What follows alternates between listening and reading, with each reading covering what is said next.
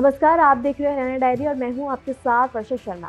हरियाणा भरोसे का दूसरा पर्याय है। मुख्यमंत्री सैनी की माने तो मातृशक्ति की भागीदारी के बिना विकसित भारत और विकसित हरियाणा की कल्पना अधूरी है। और यही नहीं, मजबूत कानून व्यवस्था से सुरक्षित हरियाणा की और कैसे कदम बढ़ रहे हैं, देखिए इस रिपोर्ट में। ये नारी शक्ति का दशक है जो देश और प्रदेश की दिशा तय करेगा। इसलिए महिलाओं का स्वास्थ्य, सुरक्षित और आर्थिक रूप से सशक्त होना उनका अनिवार्य है। हरियाणा में नारी शक्ति अब सिर्फ नारा नहीं बल्कि नीति है। 2100 रुपए की मासिक सहायता, 500 रुपए में गैस सिलेंडर, पंचायतों में आधी आबादी की भागीदारी। ये सशक्तिकरण अब कागज पर नहीं, जिंदगी में दिखता है। यह नारी शक्ति का दशक है और यह दशक भारत की दिशा तय करेगा। इसलिए आपका स्वस्थ, सुरक्षित और सशक्त होना जरूरी है।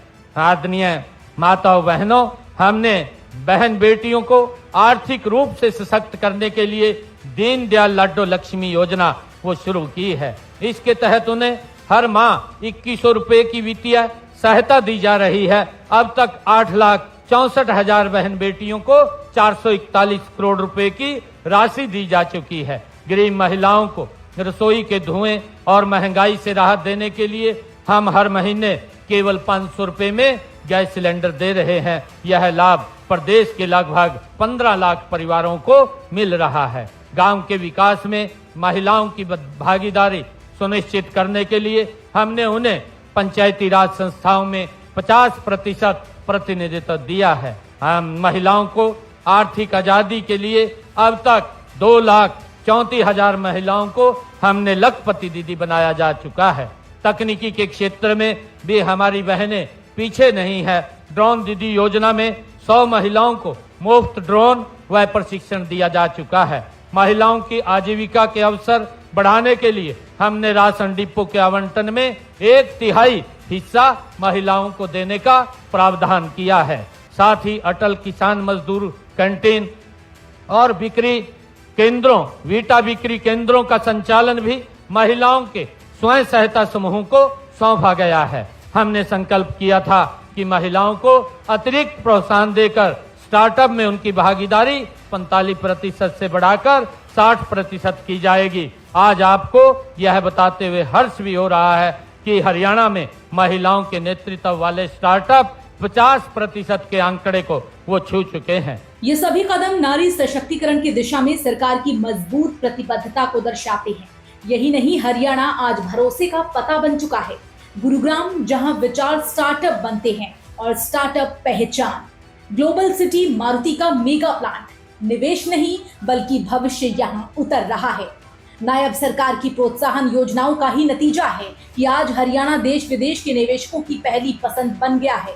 आज हरियाणा में निवेशकों को 150 से अधिक सेवाएं ऑनलाइन प्रदान की जा रही हैं और उन्हें सभी स्वीकृतियां 12 दिनों में देना सुनिश्चित किया गया है। साथियों, हम प्रदेश के हर क्षेत्र में उद्योग लगा रहे हैं ताकि क्षेत्रीय असंतुलन खत्म हो। IMT खरखौदा में मारुति सुजुकी का सबसे बड़ा प्लांट शुरू होने जा रहा है। वहीं पर सुजुकी को मोटरसाइकिल प्लांट और UN मिंडा ग्रुप का एलाई व्हील प्लांट भी बनने जा रहा है। गुरुग्राम आज IT और स्टार्टअप का वैश्विक केंद्र बन चुका है।